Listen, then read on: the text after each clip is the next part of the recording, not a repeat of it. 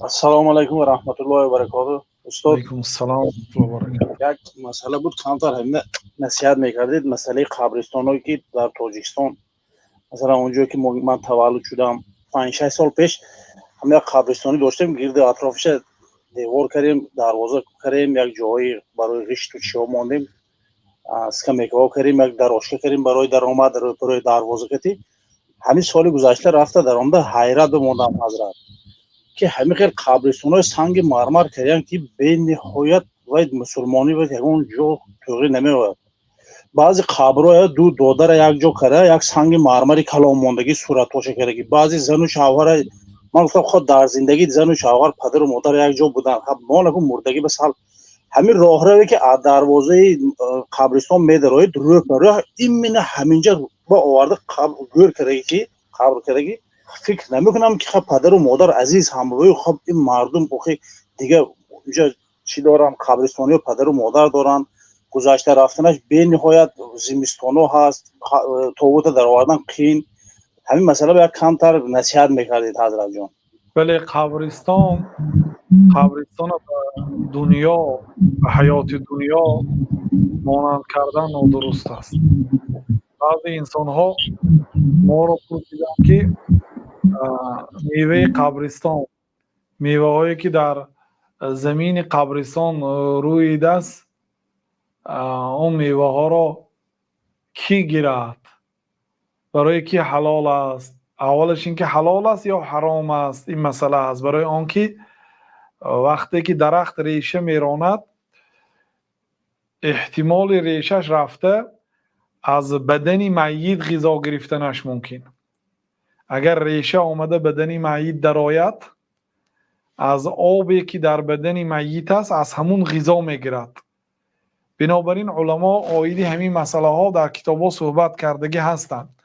ولی وقتی که این مسئله را گفتیم، بسیار علما گفتند که اصلا به قبرستان درخت نشیناند، قبرستان به حیات دنیا مانند نکند، ولی اون راهرو برای زنده ها هست.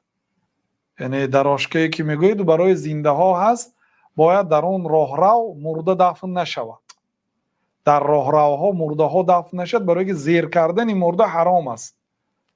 اون صنم برای چی میکنیم؟ صنم کمتر، صنم معنای صنم یعنی بلندیچه، همون تپه، کمکک برای اون که در زیر همون صنم باید میت باشد تا اینکه یگان کس اونجا قدم نماند. و بین دو میت راه هست که اونجا هموار است، اونجا برای راه گشتن است. و امروزها بسیار از مردم ما الله تعالی برایشان نصیب کرد که به زیارت مکه و مدینه رفته ایستادند. یک عبرت گرید وقتی که در مسجد نبوی نماز گذاشتید و بعد نماز فرض نماز جنازه میشد. نماز جنازه که شد، همراهی جنازه وارد قبرستان شوید. در پهلوی چپ مسجد قبرستان بقیع هست. در آنجا 10,000 نفر صحابه ها خوابیدند، از جمله حضرت عثمان رضی الله عنه و ارضاه، از جمله حضرت فاطمه دختر جناب رسول الله صلی الله علیه و سلم، حضرت عایشه مادر مومنین ها. 10,000 نفر صحابه هست.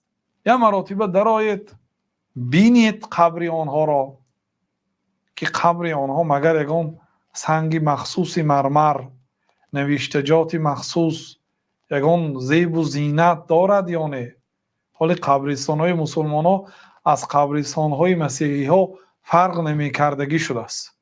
یعنی اون مبلغی که بر بالای قبر صرف میکنید، 2,000 3,000 5,000 دلاری که صرف میکنید، برای وای دیگر کارهای خیر کنید که و مردم مسلمان دست راضی دراز کنید، دست نیکی دراز کنید، تا اینکه آنها در حق میت شما دعا کنند. این اسراف است و این گناه است. بنابراین نکنید برادرای عزیز. قبرستان به حیات دنیا مانند نکنید، مسابقه نکنید. شعرنویسی و گلمانی و حتی حیوانهای آورده ماندیان، چراغ ماندن، این مانند عادت نصرانی های آتش پرست ها هست. اون چراغ قبر آنها با عبادت میشد. با نمازهایی که خواندن، عملهایی که کردن، وقتی که وفات کردن عملهاشون کنده میشد. وقتی که بنده در دنیا عمل میکند، چند رکعت نماز خواند همین قدر ثواب میگیرد، چند روز روزه داشت همین قدر ثواب میگیرد، چند هزار صدقه کرد همین قدر ثواب میگیرد. غیر سه آدم ها ثواب آنها همیشه بر دوام میرد. یکمینش عالمی که علمی خود را میراث گذاشته رفته است، خواه به واسطه کتاب نوشتن، خواه به واسطه تعلیم دادن به شاگردها، خلاصه علم خود را ترک کرده رفته است. مردم طبق علم او عمل میکنند، هر یک عملی که میکنند ثوابش به آن عالمی که در قبر است میرد. دویمینش آن آدمی که صدقه جاریه کرده است. صدقه جاریه مثلا به یک مسکین طعام دادید خورد تمام شد، او صدقه جاریه نیست. صدقه جاریه مانندی مثلا یک مدرسه ساختید، یک دانشگاه ساختید، یا یک قرآن خریدید و به یک کمبغل تحفه کردید، یا به یک مسجد ماندید که اون قرآن مردم میخوانند، تا مادامی که همون قرآن هست ثوابش به شما میرد. یا در بالای گلیم شما مردم نماز میخوانند، یا مسجدی که ساختید مردم نماز میخوانند، یا یک خانه مثلا پیشتر بیمارستان داشتن مردم وقف میکردن، بیمارستان میساختن، طبابت رایگان بود برای مردم مسلمان، یا خانه میساختن موقتا مردم تا خانه یافتنش همینجا زندگی میکند، خانه که یافت اینجا را ترک میکند با یک آدمی محتاج میشیند، ثوابش به آدمی که همین صدقه جاریه را کرده است رفتن میگیرد. یعنی این دویمین آدم، این آدم با مالش صدقه جاریه کرده، یا یک چاه برآورده است مردم از اون چاه می نوشند، ثوابش به این میرسد. سیومینش یک آدم از خودش فرزندانی صالح تربیه کرده رفته است، اون فرزنداش همیشه در حق پدر و مادر دعا میکنن، اجر این آدم هم کنده نمیشه، اما اجر دیگرها کنده میشه، ثوابشون کنده میشه. بنابراین اگر خواهید که به پدر و مادر و نزدیکانتان ثواب رسد، قبر آنها پر نور شود، شما در حقشان عملهای نیک کنید، استغفار پرسید، از نامشان عملهای صالح انجام دهید، مانند عملهای مالی، البته نه عملهای بدنی، مانند حج، عمره، مانند صدقه، مانند قربانی، ثوابش به خلاف میرسد. مانند ساختن مسجد مثلا، یا مانند عموما چاپ کردن کتاب، یا تبلیغ شریعت، یا عموما تعلیم شریعت، همین چیزها ثوابش به گذشتگان میرسد.